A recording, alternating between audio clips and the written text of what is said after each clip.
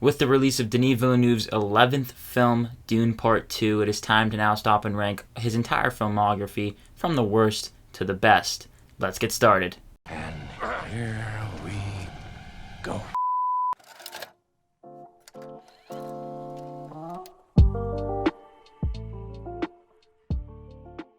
Welcome back to the channel. My name is Ben. On this channel, I love to talk about movies and TV, and if you also love to talk about movies and TV, consider hitting that like and subscribe button. Now, it goes without being said that Denis Villeneuve is one of the greatest filmmakers working today, one of the most acclaimed by both general audiences and critics. Each of his films definitely feel like experiences overall, even his earlier films. So as tough as this ranking may be for you, be sure to let me know your thoughts down below in the comments. How would you rank his filmography? One last thing, I am not including Cosmos because that is a film that he didn't direct by himself, rather than he just directed a portion of it and then a bunch of other people directed it. I did not know this though, so I watched the movie, was very disappointed by it, and then came to find out that it wasn't even his feature film. With all that being said, let's get started with number 11, and that is going to be Maelstrom, which is a movie that just simply did nothing for me. I hate when I'm watching a movie and it feels like I'm playing catch up for most of it, trying to figure out what's really going on. It's a bizarre experience, Maelstrom, that is. I can only blame the fact that I felt like I was playing catch up to the editing. I couldn't really just get into this movie. It's one of those movies that I might go as far as to say isn't really on my wavelength. Funny enough, it feels like something that Guillermo del Toro would direct, and maybe that's just me thinking that, but with the talking fish, it kind of gave me Shape of Water vibes. Plus it has the out there storytelling, but I found the movie to just be inherently disturbing. How the main character kills someone and then proceeds to go and screw that victim's son. Just off-putting, and the music, both the lyrical and score, kind of felt jokey and just truly misplaced. I don't really know what this movie was going for, but it simply didn't work, as you can tell.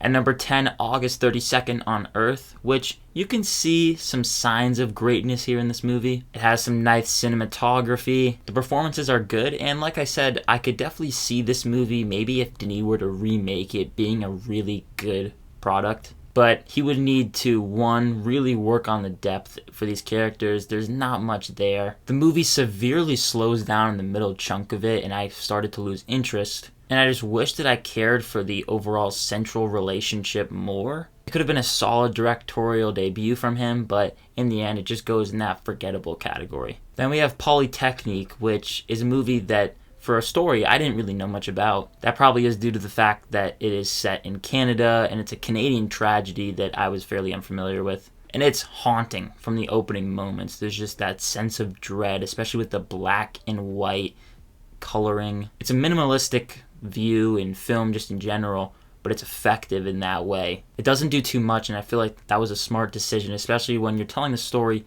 of a absolute tragedy of a school shooting. It never shies away from showing you the true terror of the situation. There's a huge portion of the movie where you are just basically with these characters while they're dealing with the situation, trying to run away, trying to survive. I think the reason that holds it back a little bit is that the audience is held at such a distance when it comes to understanding each character. And I found it a little bit hard to get invested necessarily. I can understand the choice there and really just almost being like a documentary, just showing what is going on in this terrible moment in history. And simply put, it's not an easy watch. It's one that can take a lot out of you, and it'll definitely hit close to home for some.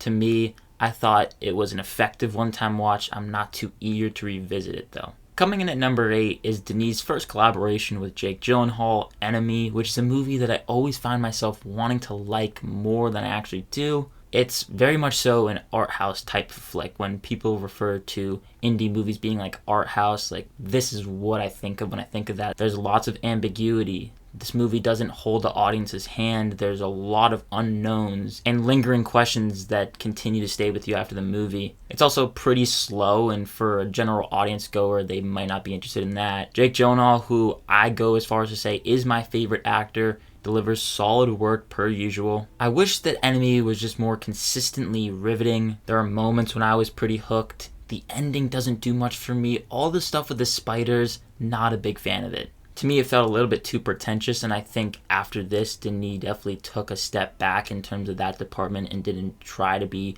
too out there. Look, you're definitely left questioning the whole thing, and I think it leaves an impact on its audience, maybe just not the best impact. I wasn't exactly satisfied with it, and even on a second viewing, I thought that I was going to like it a little bit more. Not so much. If anything, I liked it a little bit less. Then I have Sicario, which I know for a lot of people is one of their favorites, if not their favorite of his filmography. I'll give the movie this. It has an opening sequence that is just incredibly intense. A masterclass in suspense. You don't know what's going to happen. It lasts for about 5-ish minutes, and that's probably my favorite aspect of the movie, which kind of sucks, especially when you have like an hour and a half left of the movie. It is incredibly bleak if that's the type of movie that you enjoy watching. And it looks fantastic. The cinematography from Roger Deakins is just chef's kiss. Plus, it sounds great. The score and sound design is terrific. But I just found it to be super slow with weak characters that I just don't even really remember too much about, even if there is anything to remember about them. There's a lot that I like about Sakario's story with corruption, but revisiting this movie, I still struggle to get invested. In fact, I don't know if any of you guys feel the same way, but sometimes you watch a movie and you go, damn, I really wish I saw that in a theater, just so it might have been a little bit more immersive watching it with the big screen, the sound. It's possible that if I watched Sicario in a theater, I could have really loved it, but here I am watching it both times at home, just not that big of a fan. At number 6, I have the first Dune, which might be a little bit of a hot take. So many claim this to be a masterpiece, and especially the second one, which we'll talk about in a bit. The thing that holds Dune back for me is that the world is just so big and dense that it's not one that I want to continuously revisit. And I've said this before, that's what makes it not particularly the most easiest of watches. But on a technical level, this movie is borderline perfect.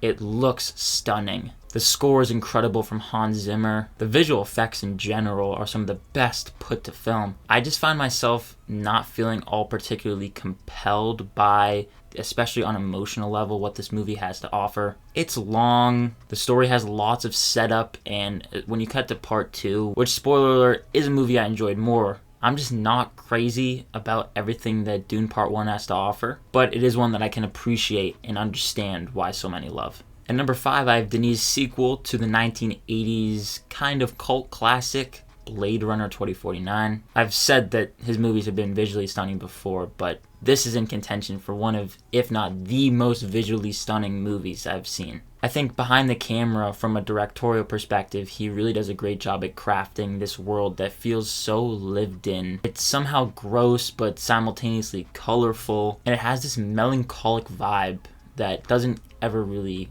go away throughout the experience. It's a methodically paced movie, and that's where I find it to be not the greatest of movies. It's not one that, again, I don't continue to go back and revisit because it's draining to say the least. But I am not a fan of the first Blade Runner, and I found the story in 2049 to be more emotional. It has genuine emotion at its core, and just in general, I found it to be more interesting this time around. The visual effects and score are absolutely stellar. Ryan Gosling embodies the charm, collected gravitas, if you will, of his character. I feel like he always delivers as an actor. I was also surprised, I must have forgotten that Jared Leto isn't in this movie all too much, I guess, as a villain. He doesn't have much of a presence there. 2049 is a movie that I do think is better than its predecessor, though some might not agree. However, it is slow and definitely a tad bit too long for my liking. Plus, you have the fact that it takes a lot out of you, so that's why it's a little bit lower than it could have been possibly.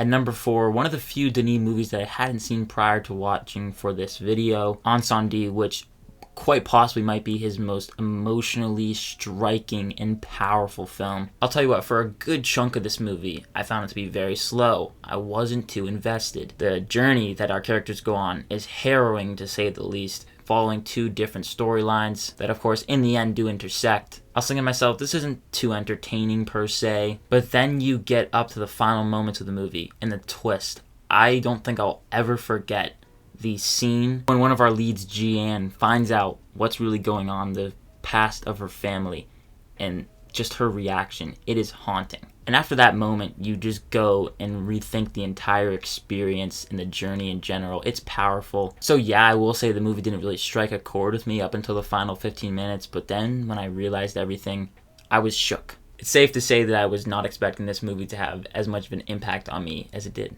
Coming in at number 3 is the newly released Dune Part 2, which if you want to see my full review, full thoughts on it, I'll leave my review linked right up above. But as you can tell, it is one that I enjoyed more than its predecessor.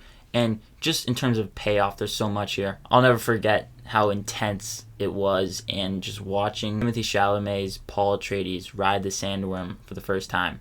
It's incredible. Will probably go down as one of my favorite movie moments of 2024. Most of my issues do kind of carry over from the first movie, where it is a lot to digest and the story is just so big. It's a long movie, not one particularly easy to watch. The addition of Austin Butler as one of the villains, he is ruthless in this movie.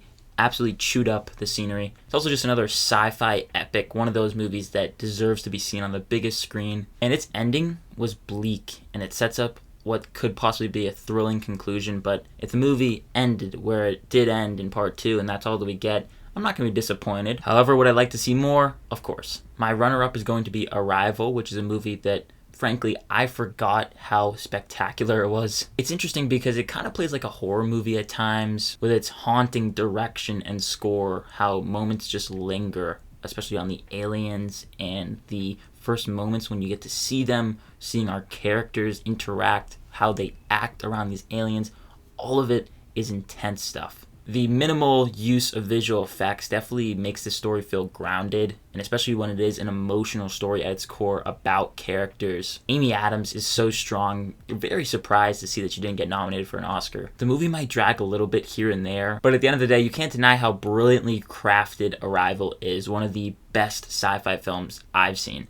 Alien invasion for sure. But coming in at first place, the movie that quite possibly, depending on the day that you ask me, I might say is my favorite movie ever, Prisoners. If you don't know, I am a sucker, to say the least, for true crime. And as weird as it is, just abduction stories, I find them to be so riveting. Prisoners might be the best to ever do it in terms of that subgenre of sorts. This movie immediately sucks you in with its dark, seedy atmosphere. It's set on a rainy, gloomy day in November. And even for as many times as I've seen this movie, I can't take my eyes off the screen. I can't. The score makes your skin crawl. The movie is just stunning. Why this movie did not get more nominations from the Academy is baffling to me. You can have actor, actress, supporting actress, directing, score. It only got cinematography. Picture, what are we doing? So well acted to the point where